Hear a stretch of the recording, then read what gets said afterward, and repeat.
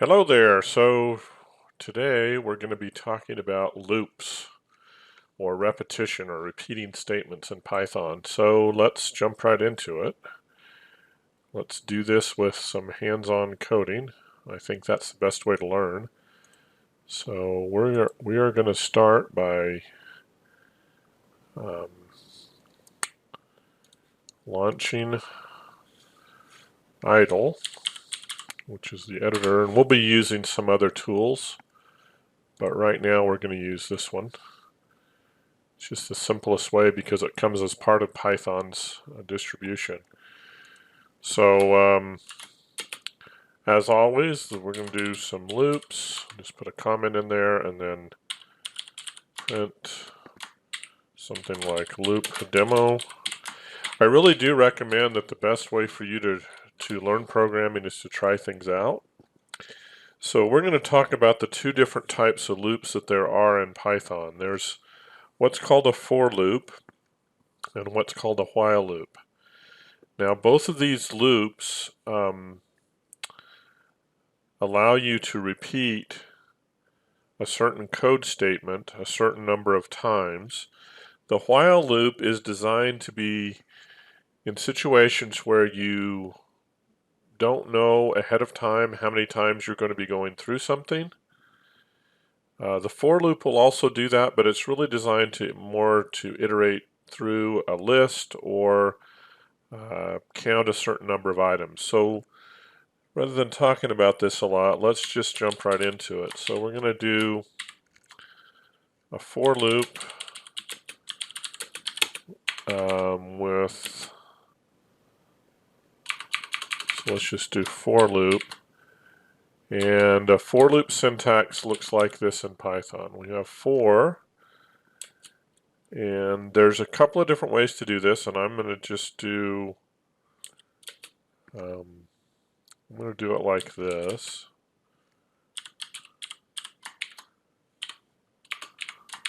So I'm going to go ahead and write this, and then we'll talk about the syntax.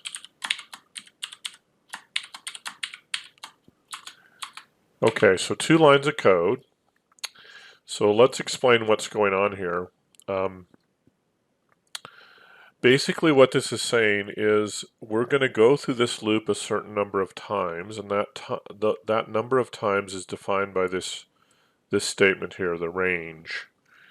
And so if you don't specify a beginning point of the range, then it's going to start at 0, and it's going to count up from 0 by 1. So the first time through the loop is iteration 0, the second time through the loop is iteration 1, all the way up to but not including 9. So in this case, what we should see if we run this program is that it prints out the numbers 0 through 8. And you may say, well, wait a minute, how does it know the numbers?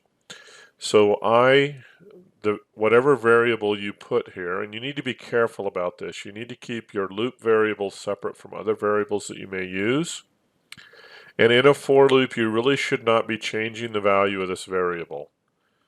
Let the loop mechanics take care of that for you. And so the first time through the loop, the value of I is 0. The second time through the loop, the value is 1. And so on, all the way up to until it hits the range limit, which in this case is 9, which means it will stop before it gets to 9. But if you think about that for a minute, it actually is going through the loop 9 times. It's just that the value of I is 0 the first time through the loop, all the way up to 8, which is 9 total. So let's go ahead and run this. And we'll need to save it first, and so I'm going to save it over here in a folder. Again, good idea to not just necessarily save all your files in the desktop, but actually have a place that a specific place that you want your program files to be. So we'll call this loop demo. Save it, and then it'll run. And you'll see that what it did was print out 0 the first time through and then 1 all the way up to 8. Okay, pretty simple, pretty nice. If you wanted to print out your name, 9 times. We could do that. So you see that that's what it does. And of course you could always print out the iteration number. In this case we're just concatenating. And we just go ahead and run that. So you can kind of see how this works, right? But range is actually a lot more powerful than that. And so what we're going to do is talk about what happens if we want to start at a particular iteration. So we want to do something like this. Let's say that we want to do 2, 9. So in this case, what it's going to do is start with the number 2, but it's going to stop before it gets to the number 9. So let's go ahead and what I'm going to do is just delete this code so that we're only dealing with 1 now. So now it's for loop with a range. The range was there before, but in this case we're really using the range as it was intended to be used. So you'll see what it did. It started at 2, but stopped before it got to 9. Okay. Alright, so sometimes you want to be able to go through a set of numbers. So let's say we wanted to start at 1 and go to 20. So in this case, it will stop before it gets to 20, but it'll start at 1. So you can see the results here. And I'm going to change this back to just take the name out. But sometimes we want to step. In other words, we only want to count every other number. And this is known as a step function. And so what we'll do here, by default the step function is 1. In other words, it counts by 1. But you can have it count by 2, for example. So let's see what happens if we do that. So let's look. This is a little bit hard. I need to clear. Let me just clear this and run it again so we only see this run. So what you'll see it doing here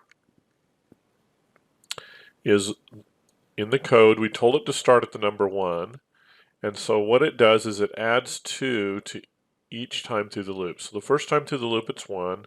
The next time through the loop it's 3, as you can see here, because it added 2, and then it adds 2 again, and it adds 2 again, and it does that until it won't exceed the limit, or it won't ever be equal to or more than the upper limit. So basically we have the lower limit, the upper limit. This is the lower limit and starting point, the upper limit, and the count by or step. Those are the 3 variables that you would use.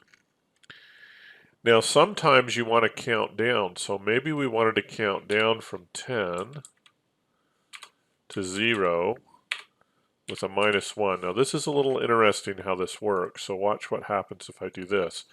So what I'm doing now is I'm saying I want the starting point to be 10, I want the ending point to be 0, and I want it to count down by a 1 in the opposite direction. So in other words, we're going to start at 10, subtract 1 all the way down to, but not equal to 0. So let's watch and see what that does. So you'll notice it started at 10, 9, 8, 7, 6, 5, 4, 3, 2, 1, but it did not go to 0. So it never goes beyond this limit. We sometimes say the upper limit, but it could be a lower limit as well, depending on how you wanted to set the loop up. So this can be very useful to count down sometimes instead of counting up. So that's for loops in a nutshell in Python. Now there's a lot of other things that we can do with for loops as far as iterating through arrays and lists, and we'll cover that when we get into those data structures. So this is just a real simple way to understand how the loop actually works. Please keep in mind the indenting here, the colon that's here, and then the indenting we need to do, and then whatever statements are inside the indenting is what would be printed, or what would be executed each time through the loop. So as an example, you can see what this did. Okay, so it doesn't matter how many statements you have in here. You can do things like if I is greater than 5.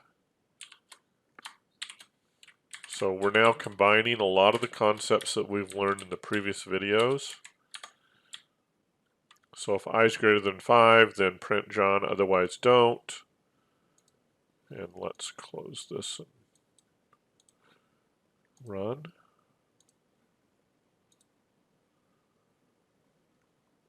So you can see as soon as it hit 5, then it stopped printing John. Okay, so it only printed it when. So you can have all kinds of code inside of this for loop. You can also have a nested for loop. So we could have something like this. So I'm going to change my variables. Remember, you can have these variables be anything you want. But let's say we wanted to print out a multiplication table, for example. So let's do the 12s, or up to 12, and we're not going to do 0 because we all know what that is. So we're going to do 1 to 13. Remember, it won't do 13 as a value of row, but we could have this for column and range 1, 13, and we could print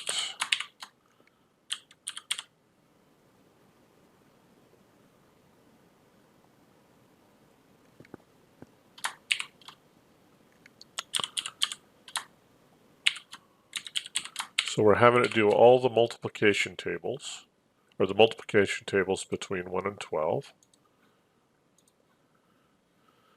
So there they all are. So your challenge, your little programming challenge that I like to give you, is to figure out how to actually print this out as a table. So do something like 1 through 12 across the top, 1 through 12 down the side, and then the value of the row and the column multiplied together. Here's how the math works, but how would you actually do the formatting? So think about that. Think about how you might do that. All right, let's move on to while loops real quick. So while loops are pretty easy. So let's change our demo to be while. Now, while loops really rely on cases where you're doing more conditional logic, although there is conditional logic implied in here. It's just that it's structured in a certain way. With a while loop, you have a lot more flexibility. So let's just say I equals 0. So we have some variable that we're going to use for our loop counter, and then we're going to say while I is less than 10, print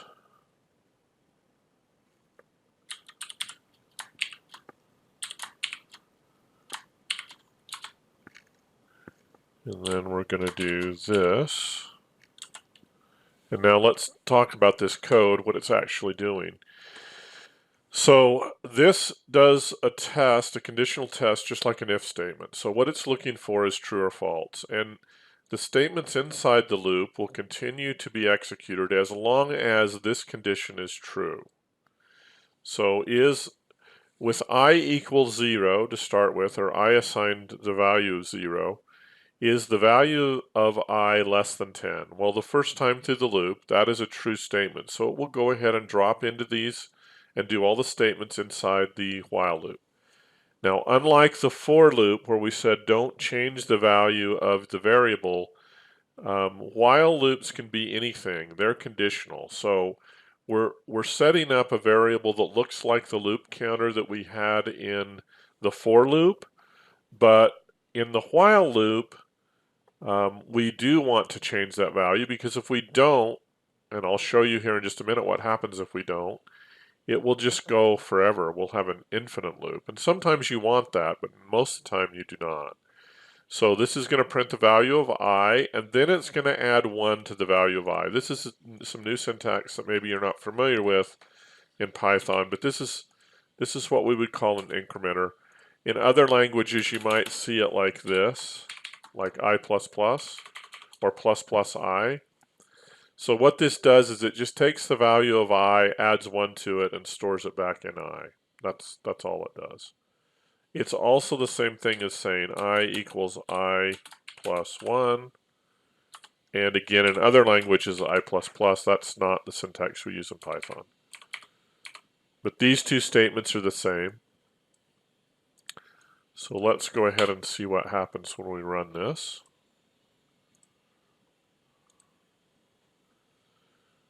Now, you could do this with a for loop because you know how to do that now. We just talked about that. But this is how we do the same type of thing with conditions. And you might say, well, in this case, just use a for loop. And that's true in this case. But there's lots of conditions that you can have here that you won't want to or won't be able to use a for loop. So, so what happens if we don't increment I? This is what happens. Let me close this first. If I doesn't get incremented, then we'll be in a infinite loop. And this will just keep running until the computer decides that.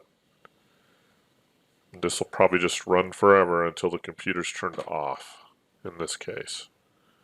So it's literally just dumping out thousands and thousands of the value I. And the reason is because there's no exit condition for the loop. The loop can never exit.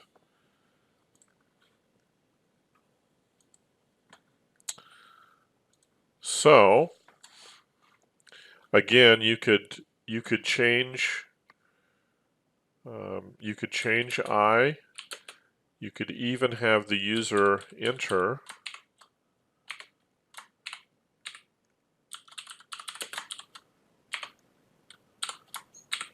and just keep prompting until, we're going to need to cast this to an integer because it's going to come back as a string. So let's do something like this. So what this is going to do is print the value of I, and then it's going to prompt the user to enter a value for I. And it will just keep asking the user until I is 10 or greater, because that's the exit condition for the loop. So let's go ahead and try that. So if I put in a 3, it keeps going, 4, 1. So you notice it doesn't care about the ordering like it did with the for loop. It's not doing that. This is just like, it's just totally conditional. So if I put 10, then it exits the loop and exits the program. So while loops are very powerful, you'll see a lot of for loops being used, especially in machine learning, because we tend to be iterating through data a lot.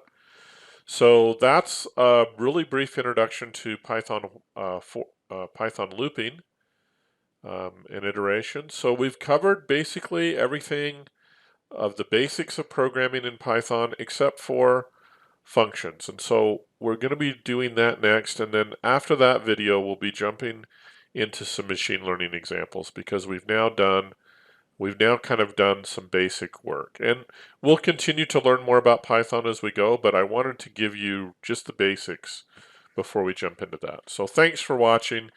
Please share and like the video, and please let me know through comments if there's anything else that you'd like to learn or do.